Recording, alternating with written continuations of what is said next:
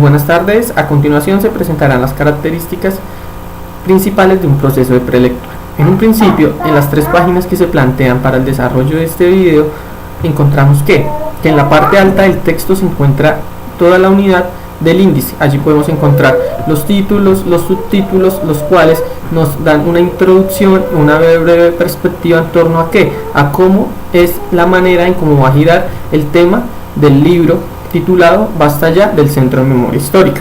Igualmente encontramos que los capítulos son capítulos bien desarrollados en su índice. Nos dice que en un principio se va a hablar narcotráfico, paramilitarismo, guerrilla, diferentes actores armados de la violencia en Colombia. Eso es lo que se encuentra bajo el primer momento del texto. Igualmente el índice nos da las unidades, las pautas de cómo va a girar el entorno y el porqué del libro. La legibilidad de este texto es clara, es sencilla, el formato de lectura es fácil, la letra es una letra fácil de entender, un formato justificado y fácil de llevar a cabo. No hay problemas visuales que interrumpan el proceso de lectura, se puede desarrollar de una manera agradable. Igualmente el autor plantea de una manera sencilla, coherente y clara las diferentes parámetros, diferentes perspectivas y diferentes miradas que le da al conflicto, de cómo la sevicia, de cómo el narcotráfico, la violencia, la guerrilla, todos estos han hecho de la sevicia un elemento muy importante. ¿Por qué? Porque desde la misma han sembrado temor en el pueblo colombiano. Eso se logra identificar en esos términos de formato. Igualmente es un término de fácil de comprensión sin difícil contaminación visual, términos sencillos que no traen subrayados, no traen ningún tipo de otros escenarios comunicativos, viene sencillo de desarrollar.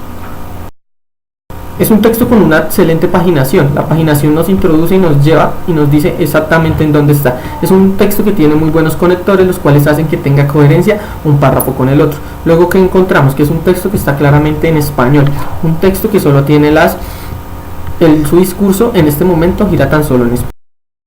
Es un texto que nos lleva y nos introduce desde el contexto a todo lo que va a suceder. Claramente el contexto de este texto se logra entender. ¿Por qué? Porque se dice que se dan las periferias del país. Se dice que se dan departamentos como Guainía, como La Guajira, como el Chocó. Estas periferias en donde el conflicto ha sido marcado de una manera más fuerte. Igualmente es un texto que nos introduce, que nos da cifras. Un texto que nos produce unas cifras que nos ayudan a entender el índice de cómo la violencia en Colombia ha generado tanta cantidad de muertos en el país.